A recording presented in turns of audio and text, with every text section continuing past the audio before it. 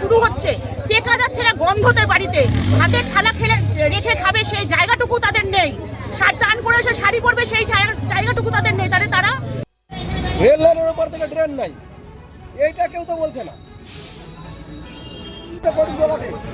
নদী আছে, 2 দিনের বৃষ্টিতে খাইছে, তারপরে খেতে হবে, এটা কি সমাধান?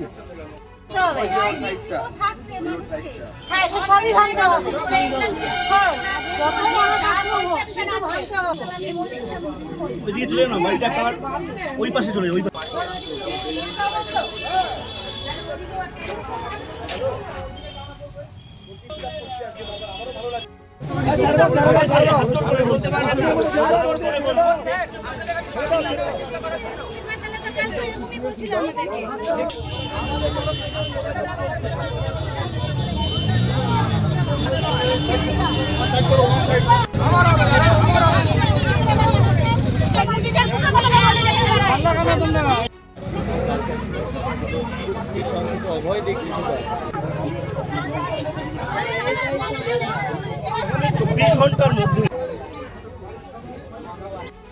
সেখানে লোকের ক্ষতি হয়ে যাক, আমাদের দেখার দরকার নাই।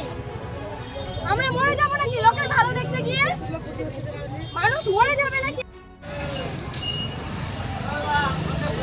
কালকে আমাদের প্রশাসন এসে আশ্বাস দিয়েছিল যে জেসিপি আসছে, আমরা কাজ শুরু করছি, কিন্তু এখন বাজে প্রায় 11টা, এখনো অবধি কারুর হেলদোল নেই, কোনো রকম কোনো সুরাহা নেই।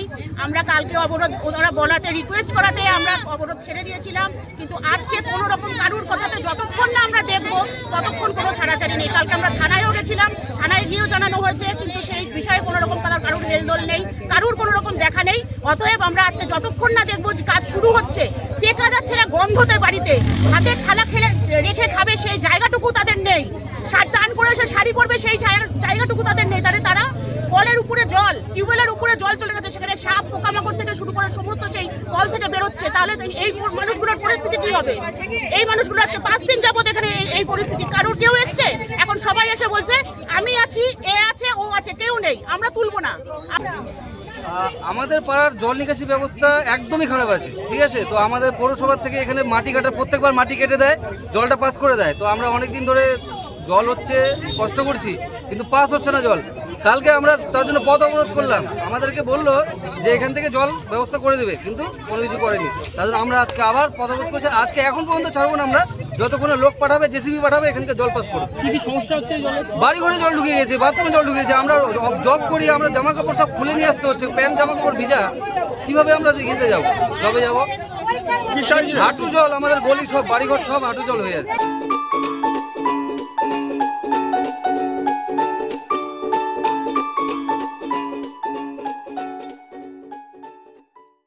Wait. So this was your wedding look. Oh my god, Tammy, you look pretty. Dhaka থেকে যখন আইছিলাম, এ হগল আমার মা আমারে পরায় দিছিল। It's so authentic, Tammy. I will go for this look. But what about my goina?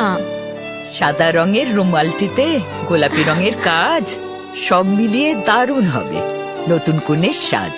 আমার গয়না, আমার শ্রীঢাকা, শ্রীঢাকা জুয়েলার্স, আভিজাত্যের গয়না।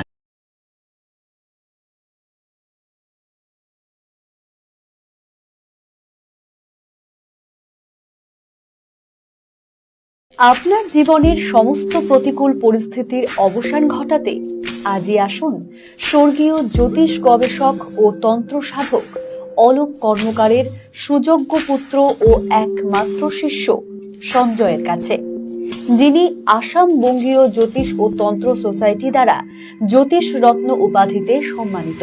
তাই আজই আসুন বংশানুক্রমিক ও সুদক্ষ জ্যোতিষ প্রতিষ্ঠানে।